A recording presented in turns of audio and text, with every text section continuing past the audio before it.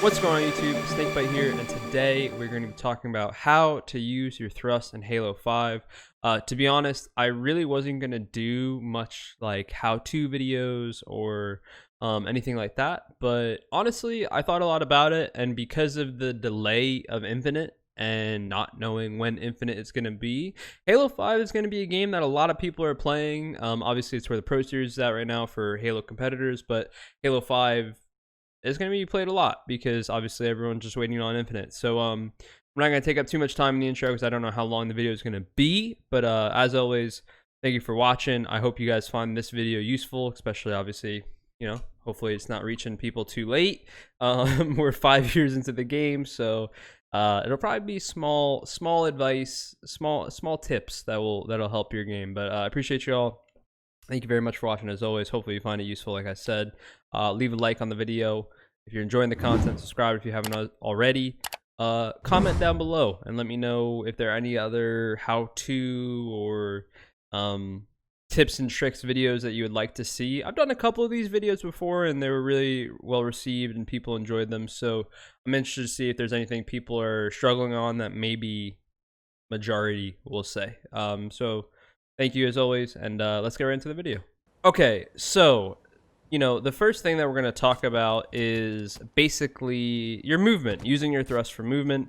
You know, there are 3 topics that I think I'll probably cover today. I'm doing this off the top of my head, so I'm going to miss some things, but it's going to be engagements, like how to use your thrust in an engagement, how to use your thrust for movement, and how to use your thrust for like a getaway, right, as an escape. So the first thing to acknowledge is obviously movement. Now, there's a couple of different ways to look at this, right? So you're gonna have to take, I'm using the rig, and right now specifically I'm sitting on Carbine as an example, but you're gonna have to take it and apply it to every single map. And I think it's not the hardest to do, but you'll probably want to rewatch it a couple times and back it up and really follow. So for movement, start of the game, it's really common you thrust slide, right? Thrust slide to an area. Let's say I want to push top engine fast, you know, I spawn Carbine. I'm gonna go ahead and thrust slide over here. Okay, and the reason why you can do that off your spawn at the very start of a game is because these people here, the people that are spawning bunker, are probably, you know, they're going to go, someone's going to thrust slide at camo, someone's going to go and thrust slide over to top rail, and someone will thrust slide to, like, you know, top snipe spawn. So the reason why it's important to note, the reason why I'm mentioning like kind of just off spawn specific is because using your thrust for movement is really important. But when you use your thrust for movement is going to vary based on time period of the game, where are your opponents at. You know, if you're playing 4s, I think you have a little bit of luxury of having loads of communication and whatnot. But so basically, you know, start of the game, use your thrust slide. Everyone is kind of doing the same thing. So when you meet someone here or wherever the case may be, both of you don't have your thrust, and realistically, you use your thrust early enough, like, you know, you're probably using it around, let's say right there, that when you land here, your thrust is already on a cooldown and you're looking pretty good to get it again pretty soon, right? So in terms of using it for movement, there are situations where you can use it for movement to help you get from point A to point B faster, but you need to acknowledge at what point in the game are you in? Is it safe? Is it not safe? Once you hit, after the start of the game, your thrust for movement, there's been a shift in meta, okay? So your thrusting for movement has become way less. And that being because the game is played at an extremely fast pace.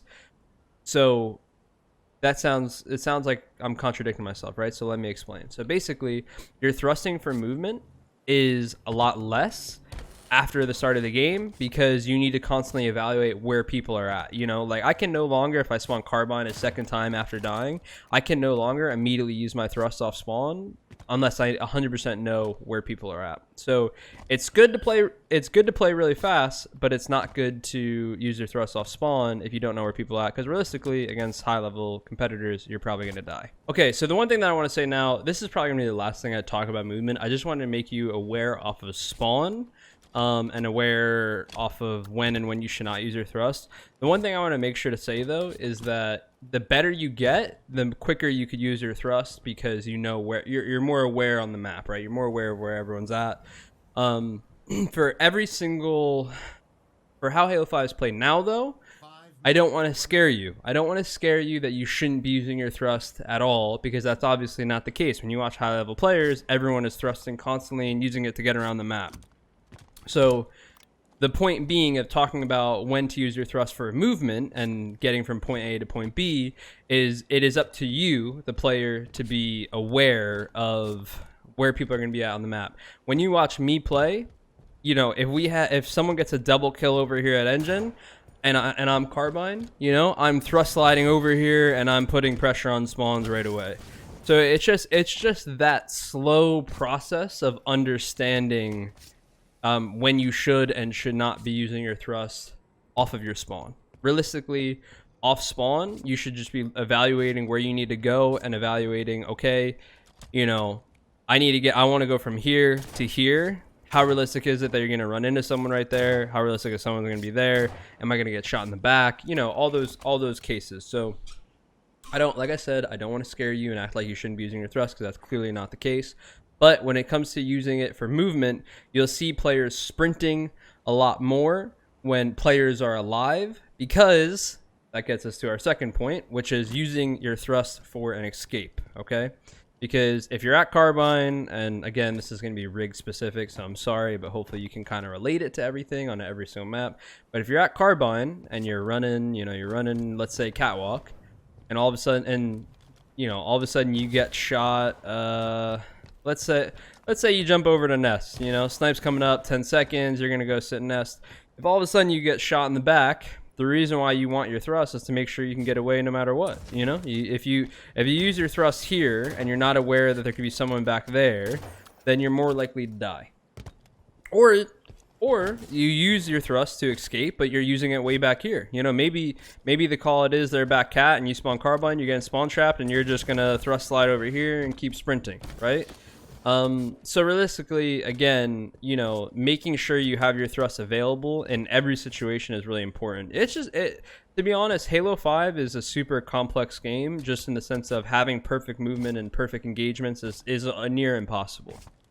So in reality, what you need to be evaluating in your gameplay and looking for in your gameplay is, you know, are the abilities that are available in game actually available for you in specific situations that you probably need them?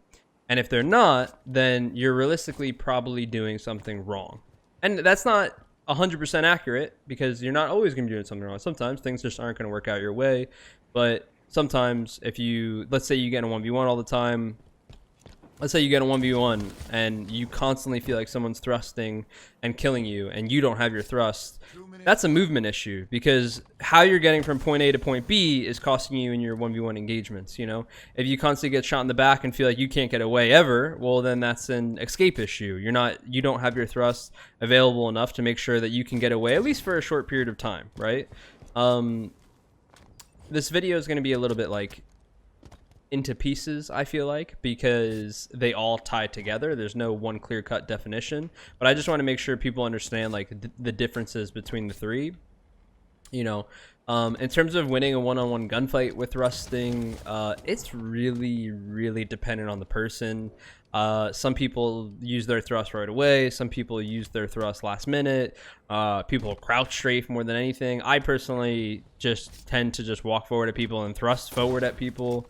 Or the other thing that I like to do is mimic thrust. So if I'm up for a shot on someone, let's say mid cat, and they thrust to the left, I have two options depending on where I'm at. If I'm over here, I could either thrust left with them and make sure that I can get a cleanup kill and also run into cover, and then I have an option of, you know, I'm up for a shot and then I have an advantageous situation of being undercover, or I thrust right in full challenge, right?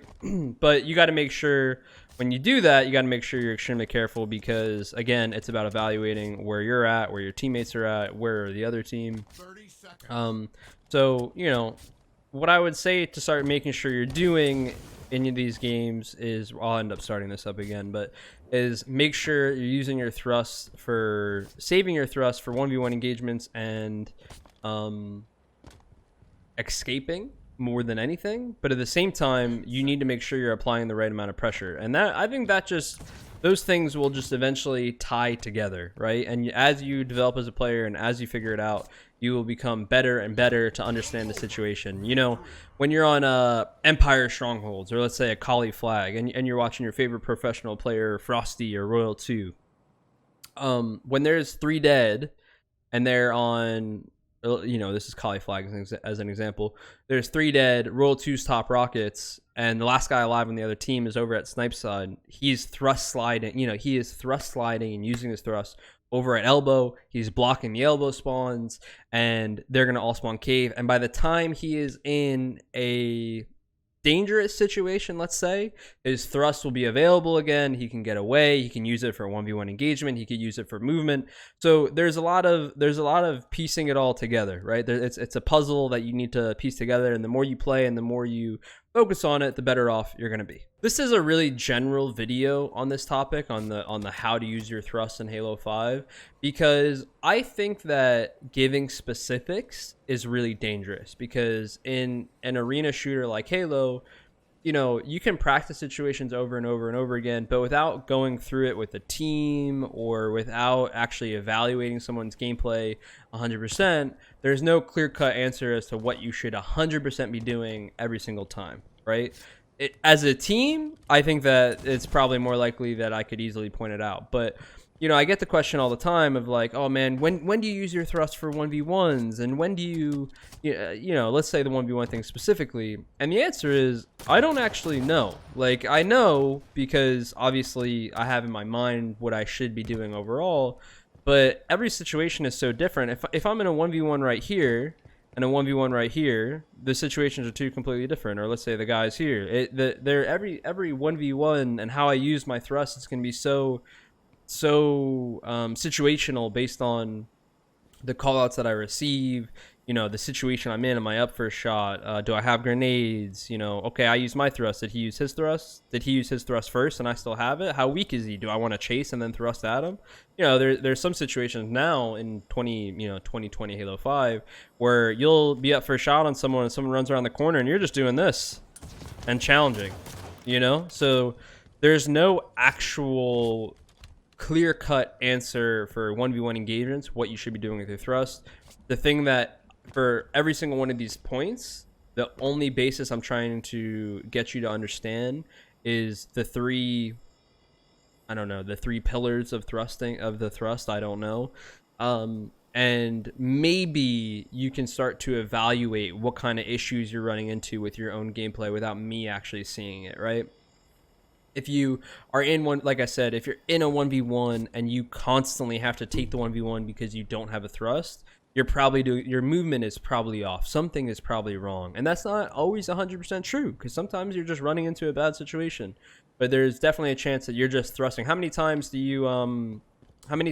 let's say on, I could use this as an example, but how many times are you right here, or you could literally use this for any map, so don't take this super literal, but how many times do you use your thrust just to do that, right? I remember watching my gameplay back in 2016. It was one of the most common things you would see out of anyone is like, if you're super close to a ledge and you couldn't quite clamber it, you would thrust it.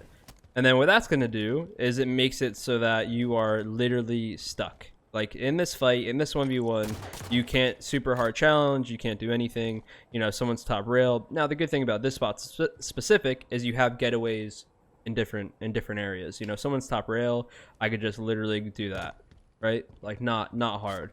But like I said, you know, I think that this general topic of how to use your thrust in Halo 5, it's just important to acknowledge those three things. I don't want to dive super in depth on this topic. It's just, like I said, understand the basics. If you really want to improve at Halo 5, start evaluating your own gameplay, watch other professional players, understand what they're doing, why they're doing it. You know, things overall can be replicated. And what I mean by that is the situations of 1v1s aren't always, you know, you can't always replicate those. But, you know, if you're on the rig and you get all 4 dead and your whole team's engine and rail side, then watching a top team and seeing the pressure that they're going to put on Carbine, you know, if we get all 4 dead here, every single time I'm literally thrust sliding like this and watching carbine spawn, right?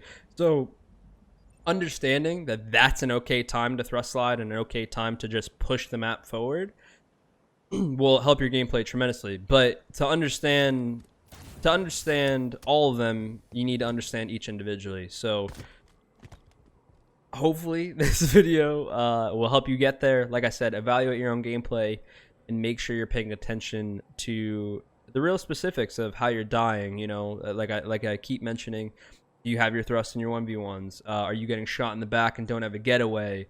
Are you constantly, is the big, I think one of the biggest issues I see in gameplay, and this is probably gonna be the last thing I talk about, which I've pretty much talked about the whole time. The biggest thing I see an issue of gameplay is just not being aware of where people are on the map, and then you're not using your thrust accordingly. So what I mean by that is, like, you know, you spawn carbine and let's say there's someone top rail. If you thrust like this and a guy's right here, you're dead. You're gonna get 5'd every single time. So the biggest thing I see in gameplay, specifically probably at like an Onyx level, is just a few of those small deaths. And I think in solo queue arena, you can cut yourself some slack, or team arena when you're not playing with like a full team, you can cut yourself some slack. But you know, those small deaths where you're basically just caught out and you don't know what's going on, and you know, you might win a 1v1 and because you got a good shot, but the reality of it is you were caught out of position, and the more you can erase that bad positioning from yourself, the better player you're going to become. Okay guys, so that's going to be the end of this video. I didn't have a great plan for this video. Like I said, I just wanted to talk, I just wanted to really go in the basics of the thrust in Halo 5, you know, the movement, the engagements, the escape, you know, the 1v1 engagement, the escape. We can dive more and more into this if it's something people are interested in, and start to understand, you know, when to do what and all that good stuff that develops through professional play and playing at a top level. But I think that the basics that we covered in this video can help any tier of player, you know, not getting caught off guard without having your thrust, or you know, how many people probably are super guilty of as soon as they spawn they use their thrust, because Halo 5 is a fast-paced game that you get in the trend of not evaluating off spawn, right? You get in the trend of not spawning up in quick play and being like, okay, I need to do this. You're just moving because it's Halo 5. So hopefully I shed some light on some issues that you might have in your game and some issues that you might find useful. Like I said, it's all really basic. It's not super specific. And the one thing that I'm going to say too, which I kind of mentioned before, is just make sure you're not being too hard on yourself. You know, if I was mad at myself every time I thrust slid from catwalk to top engine, you know, or nest bridge top engine, and got 5'd by the guy that just happened to be top engine in that case, I'd probably retire, right? Because I drive myself insane. So make sure you're not too hard on yourself. Evaluate your gameplays. Make sure you're paying attention to the constant mistakes that you make, not the one thing you'll do in game that doesn't happen to go right. Halo 5 is a game of playmaking. So realistically, you'd rather be the person taking the risk than not taking the risk at all, but you can evaluate it and, you know, make that margin of error less and less every single day. So I hope you found this video useful.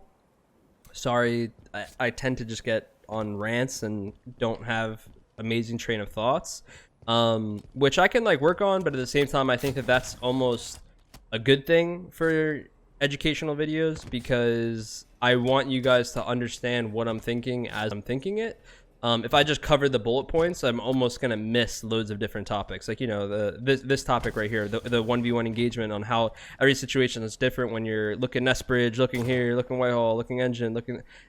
That's just me looking at the map and thinking to talk about it, right? I wouldn't have thought to talk about it if I just covered the 3 bullet points. So, like I said, hopefully you found it useful. Sorry if it's not super in line. Rewind it, watch it back a couple times. Listen to every single point and try to listen to every single point I made and try to evaluate which of it applies to you. I guarantee you there will be a couple people that struggle with at least one of the 3 things we talked about. So let me know in the comment section if you want to see some more of these videos. what you would want to see if something maybe you're having a problem with. It doesn't just have to be Halo 5. It could be any of the Halos. Specifically, you know, I've been a pro player for a pretty long time, so I'd like to think I could be pretty helpful. So thank you as always for watching. I hope, like I keep saying, I hope you found this useful. Have a great day, and I'll catch you in the next video. Peace out.